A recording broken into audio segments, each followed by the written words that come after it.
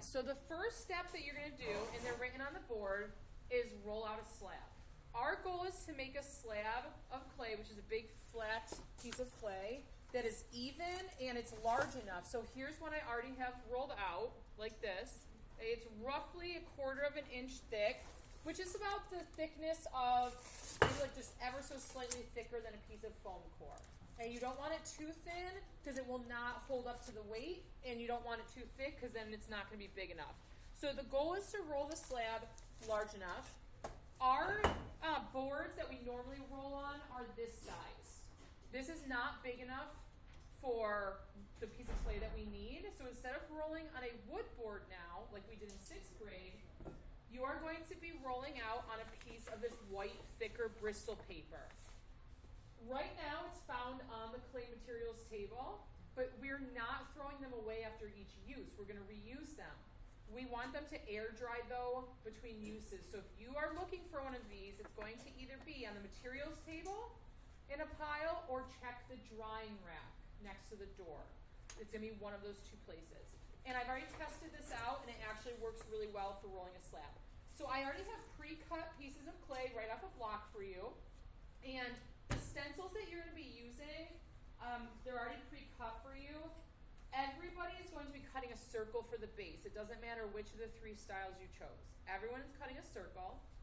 If you are doing a straight up cylinder or a cylinder that's just slightly curved out, you need a circle and this. So I need to be able to fit at least this on my slab. So my goal is to roll a piece at least bigger than this.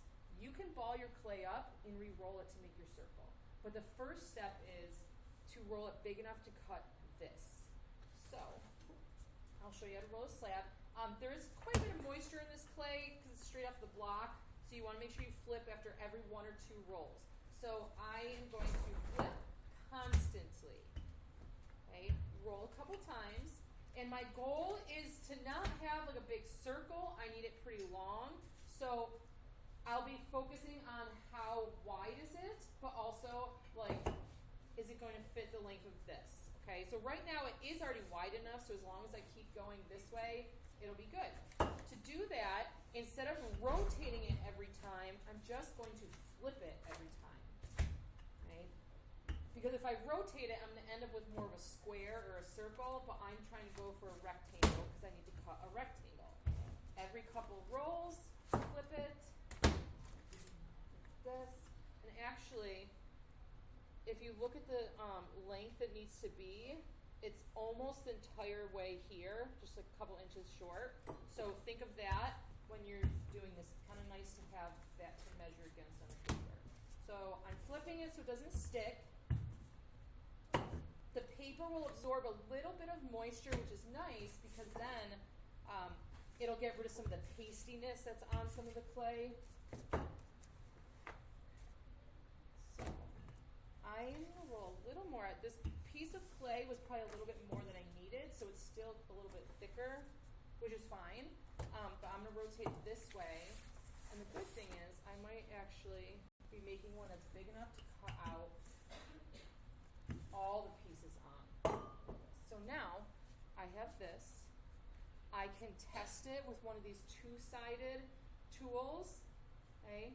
That black mark right there with Sharpie, that is not how thick you want it. That's the absolute maximum thickness it should be. You want it to be somewhere between that black Sharpie mark and this point before it starts getting tapered right here. You want it to be somewhere in there. So test, stick it here. You can pinch your fingers. That tells me that's actually perfect. It's a little bit shy of where it gets narrower, so that's good. And then here is my slab. Okay. I'm going to set this one to the side now because I have one already prepped. So after I've tested the thickness, I can start tracing the stencils that I need.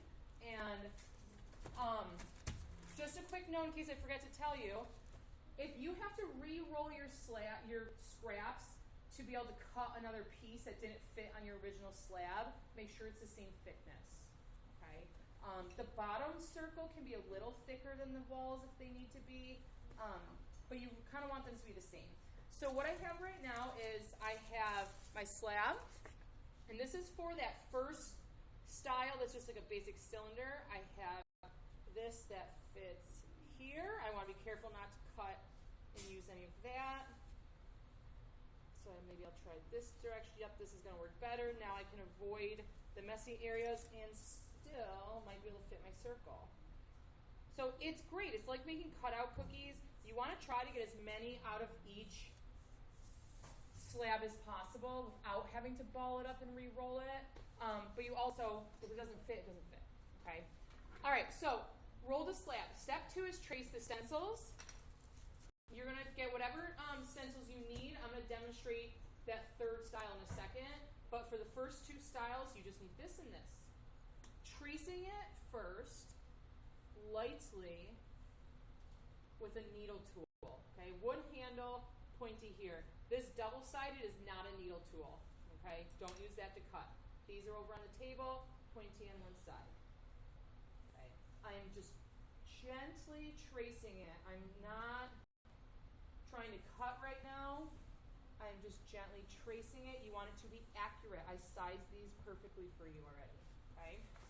And then this is actually nice because I can rotate my paper. Trace, trace, trace. And make sure you are not cutting directly to the edge. So after I trace, I can move these to the side, put them back in the pile. Don't save these for yourself. We're going to be reusing them for every class, so put them back in the class pile. Now I have these pieces. This is really hard to do freehand, a straight line, so you can get a plastic ruler, and then you can, hold on a sec. Oh, do you have to go? Hold the ruler here, and then when it's time to cut, you want the needle tool to go all the way through the clay. So I'm dragging it to the paper below. Spin, and put this here. And then before you put these back in the drawer, just kind of wipe off the clay in case someone's using it for a drawing project. Okay, now I have this cut. Okay.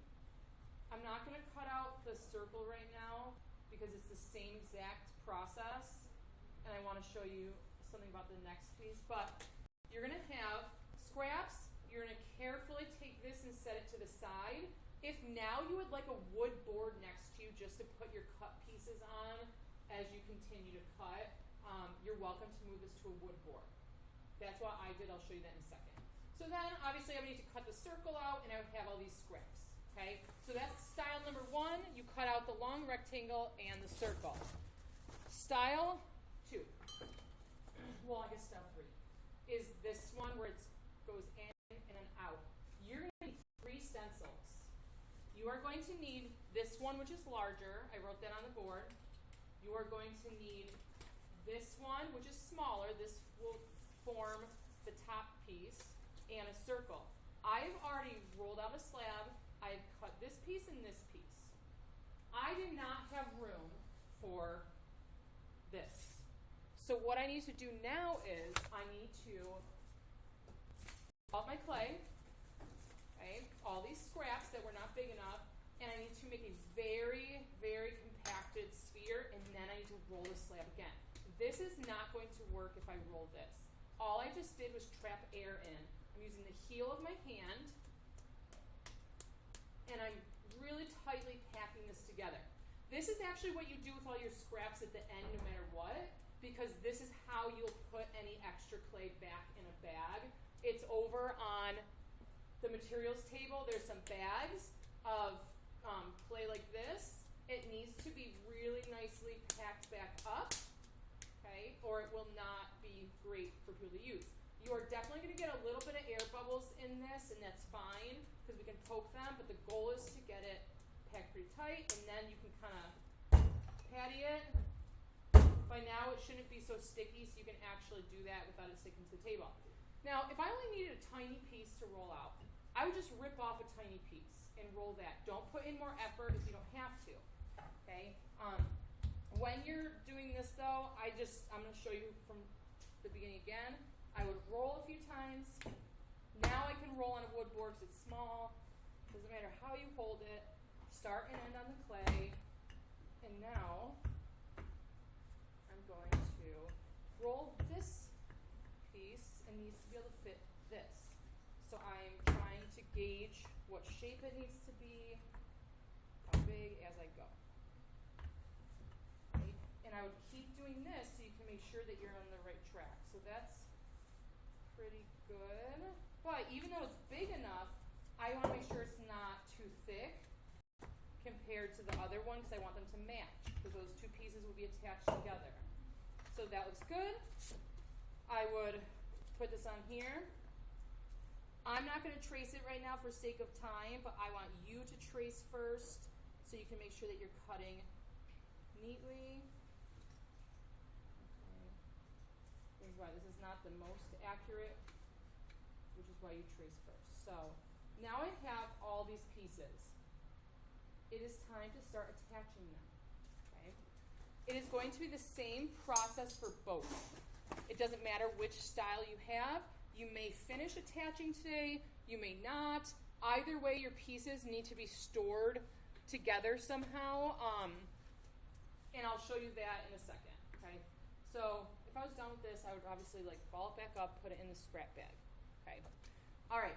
So you guys are going to have very similar processes, but I want to go over it anyway. So here is this.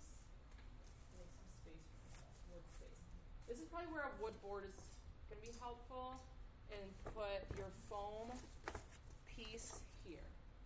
This is where I'm building. This is my foam piece. This is just for some more space. I need to be able to scratch here, and I need to be able to scratch here because this is going to get attached on top like this. Okay? So anywhere the clay attaches to another piece, we scratch and slip. Scratch with a fork, not the side. You want to attach it here. It's measured to attach on the top. This goes for any of the styles. The first step here is going to be very similar. Okay, scratch, scratch, then carefully scratch here. The slip is just like we call the clay glue. It's just clay that's been soaking in a lot of water, so it turns into a paste. So it acts as a glue, and you want to make sure that you use that in between. So I'm scratching, scratching, scratching. Then I take the slip, which is in a big container on the materials table. Just take a scoop and put it on a paper towel so you can throw it away after. I take a little bit of this and I put it here. This is going to be a little wobbly right now because the clay itself, those big pieces, are wobbly. We are going to get the structure more strong as it dries between now and next class. Okay, so don't worry about it. So I put slip. Then I'm going to carefully place this so it lines up to the edges here. Okay? And as I set it down, I'm not really squishing anything together, but I'm trying to line it up really evenly. Like this. So now it should be in line, and I'm not pressing down or anything yet. It's okay if it ends up being like there's a little extra on the side, like right here, because we can always trim that off. You just want to make sure the side is actually on the bottom. Now, I haven't measured, so you're going to have a little bit of overhang right here, and that's on purpose. You're going to take your needle tool, and you're going to go straight down, cut at an angle. So instead of like this, turn it at an angle, put these together. Now when you cut, you're going to have an angle that matches together like this. Okay? So this goes this way, this, and now they'll match. You have to scratch there. So I'm going to scratch here. I'm going to scratch here. And clay is a little forgiving in the way that if this looks a little messy now, it won't later. Okay? Got some slip. Remember, that's our glue. This. Here. Okay. And now, with a hand inside here for support, you can start connecting them, and you also want to just like mesh that clay together. Okay? It can't have a super paper thin connection because it will break. You want them to be smushed together, and then I can try to angle this a little for you. Lipstick? You can't see it that well. If I can angle this, I can kind of show you a little bit better. So I'm taking my hand in here for support, now gliding my thumb, and I'm actually mushing this together on the outside. I can take this, it feels a little thin right here. I can take a little piece of this or a scrap and add it on the outside. I don't want you to do too much with it today because it's going to be pretty soft. All you're going to do is kind of close that seam roughly. You are going to close this seam as well, roughly. Now, my clay has been out for a little bit, so it feels pretty secure, but it's still wobbly, so I'm going to put it back down. But you guys can just imagine I'm doing the same thing that I did before. I'm smushing the clay to close that seam up on the outside. Then, if I can, I will attempt to do that on the inside, but don't bother too much with that. Then what I'm going to do, because this is my last step right now for this style, I'm going to take some paper, and I'm going to, if it feels wobbly, this does not feel wobbly, but if yours does, you're going to take some paper and carefully stuff it inside just to give it some support so it doesn't cave in. Mine doesn't really need that, okay, because my slabs are like decent, okay? So if this is the style you're doing, that is it. The first two, cylinder or slightly curved, you're done. If you are doing the other style, you only have one extra step to do, and I'm not going to take you through the exact steps, but I'll explain. You're going to have a circle. Running out of workspace here. You're going to have a circle first, then this piece gets attached the same kind of way, but you're going to notice that it's not a perfect rectangle because you want it to actually attach in a cone. So you're going to scratch your circle, attach this here. These are going to attach, you might not even have to really cut them at an angle here. So it's actually going to be smaller to bigger. The second piece is the same thing, except upside down. So you have a piece, a cone like this, a cone like this. The only difference is, instead of being done here, you just got to scratch here and attach that second funnel back on, and that's it. When you're done with whatever step you're at, ideally, this is where you are. You're going to drape a damp towel over it. You don't want too much moisture because we want it to firm up, but a couple of these are very dry, like damp. Okay, they're not dripping. Just to keep moisture in the bag. You're then going to take your bag with your name on it. And I don't need the wood board for this because I'm already done, but if I did, like say I have pieces that I need to save for next time, like this maybe, I didn't get a chance to attach it, and you need it here, you gotta somehow find a way to keep it covered. So if I start at the top, I might be able to wrap it around, or maybe not. So I gotta kind of maneuver. If all you have is a cylinder, great, you're done like this. Make sure it's tightly sealed around the bottom. Move this to the cart. If you don't have this, you may need to grab an extra bag. You gotta do something to try to problem solve so everything is covered. You could take a bag, cover this with the bag first, cover whatever you have already assembled, separate, and lay them on top of each other, and they go on your class cart that is labeled with your tape. So your goal is to get things cut out and to get them attached, but wherever you leave off is where you leave off.